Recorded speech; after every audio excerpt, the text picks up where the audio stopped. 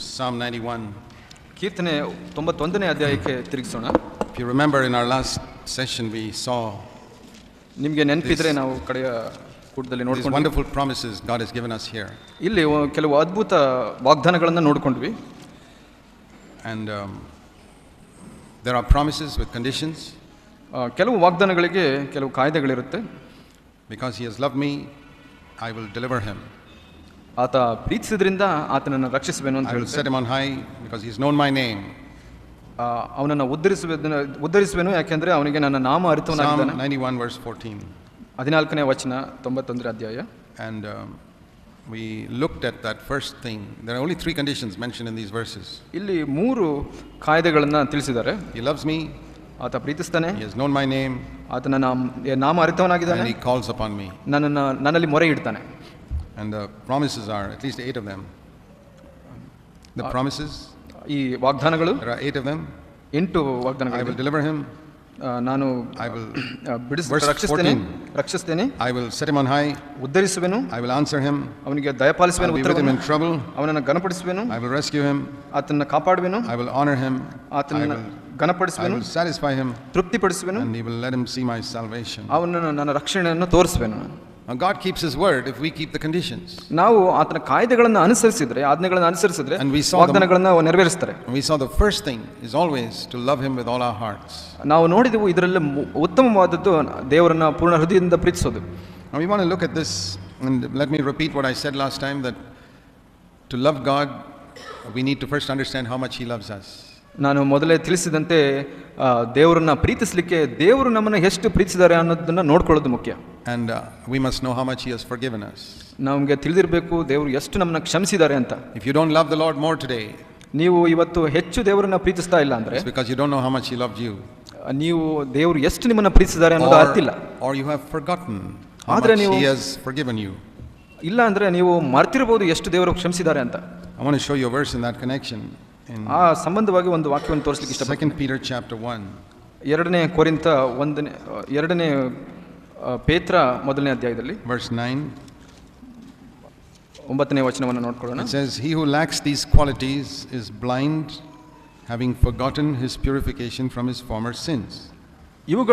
ಇವುಗಳಿಲ್ಲದವನು ಕುರುಡನಾಗಿದ್ದಾನೆ, ಅವನು ದೂರದೃಷ್ಟಿ ಇಲ್ಲದವನಾಗಿದ್ದು ತನ್ನ ಹಿಂದಣ ಪಾಪಗಳ ಪರಿಹಾರವಾಗಿ ತಾನು ಪರಿಶುದ್ಧನಾದದ್ದನ್ನು ಮರೆತು ಬಿಟ್ಟಿದ್ದಾನೆ. You know what that verse is saying? ನಿಮಗೆ ಗೊತ್ತಾ ಆ ವಾಕ್ಯ ಏನು ಹೇಳ್ತಾ ಇದೆ ಅಂತ?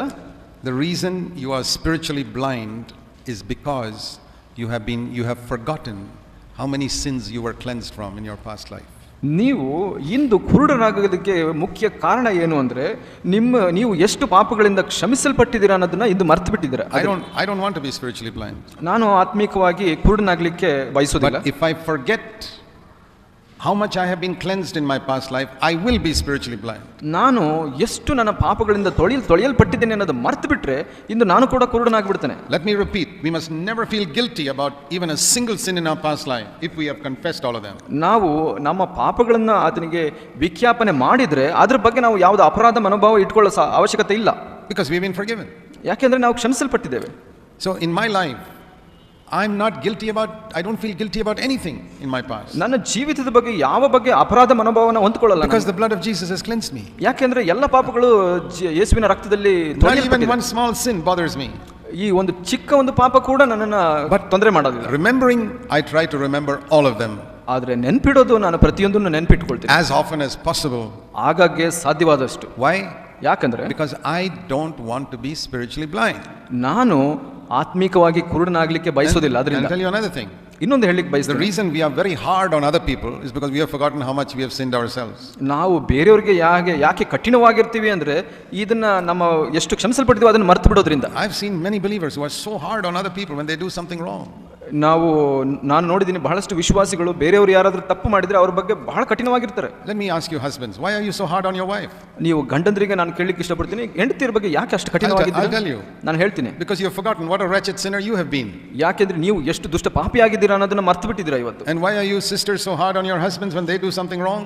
ಯಾಕೆ ನೀವು ಸಹೋದರಿಯರು ಗಂಡಂದಿರು ತಪ್ಪು ಮಾಡಿದಾಗ ಎಷ್ಟು ಕಠಿಣವಾಗಿದ್ದೀರಾ? Because you have forgotten what a wretched sinner you were. ಯಾಕೆ ಅಂದ್ರೆ ನೀವು ಎಷ್ಟು ದುಷ್ಟ ಪಾಪಿಗಳಾಗಿದ್ದೀರಾ ಅನ್ನೋದನ್ನ ಮರೆತು ಬಿಟ್ಟಿದ್ದೀರಾ. It is impossible to be hard on other people when we know what wretched sins God saved you from. ನಾವು ಎಷ್ಟು ದುಷ್ಟ ಪಾಪದಿಂದ ಬಿಡುಗಡೆ ಹೊಂದಿದ್ದೀವಿ ನಾವೇ ಅನ್ನೋದು ತಿಳ್ಕೊಂಡಾಗ ಬೇರೆಯವ್ರ ಬಗ್ಗೆ ಕಠಿಣವಾಗಿರೋದು ಕಡಿಮೆ ಆಗುತ್ತೆ. Let me recommend two things that you must meditate on all your life.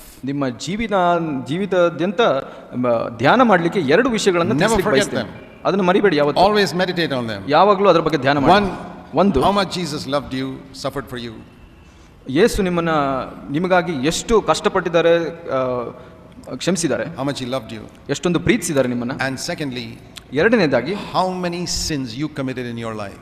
ಎಷ್ಟು ಪಾಪಗಳನ್ನ ನೀವು ಮಾಡಿದಿರ ನಿಮ್ಮ ಜೀವಿತದಲ್ಲಿ. Let it always be in front of you, these two things. ಯಾವಾಗಲೂ ಈ ಎರಡು ಕಾರ್ಯಗಳು ನಿಮ್ಮ ಮುಖದ ಮುಂದೆ ಇರಲಿ. And then you will love the Lord with all your heart.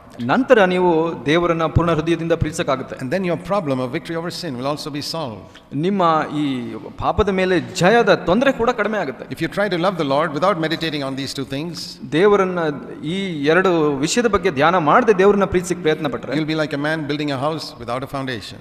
ನೀವು ಒಬ್ಬ ಮನುಷ್ಯ ಅಸ್ಥಿವಾರ ಹಾಕದೆ ಕಟ್ಟಡ ಕಟ್ತಾ ಇರೋ ತರ ಇದ್ದೀರಾ. This is the foundation. ಇದೇ ಅಸ್ಥಿವಾರವಾಗಿದೆ. On which you must build. ನೀವು ಅದರ ಮೇಲೆ ಕಟ್ಟಬೇಕಾಗಿದೆ. Okay, now we want to go to the second thing mentioned here. ಎರಡನೇ ವಾಕ್ಯಕ್ಕೆ ಹೋಗೋಣ. 14ನೇ ವಚನದಲ್ಲಿ it says, he has known my name and therefore I will set him on high. ನನ್ನ ನಾಮವನ್ನು ಅರಿತವನಾಗಿರುವುದರಿಂದ ಅವನನ್ನು ಉದ್ಧರಿಸುವೆನು ಅಂತ. See, like this verse we've been thinking of from the beginning, I will honor those who honor me. ನಾವು ಈ ವಚನವನ್ನು ಮೊದಲಿನಿಂದ ನೋಡ್ಕೊಳ್ಳದೆ ಇದ್ದಾಗ ಯಾರು ನನ್ನ ಸನ್ಮಾನಿಸ್ತಾರೋ ಅವ್ರನ್ನ ಸನ್ಮಾನಿಸುವೆನು ಅನ್ನೋದು it's a condition.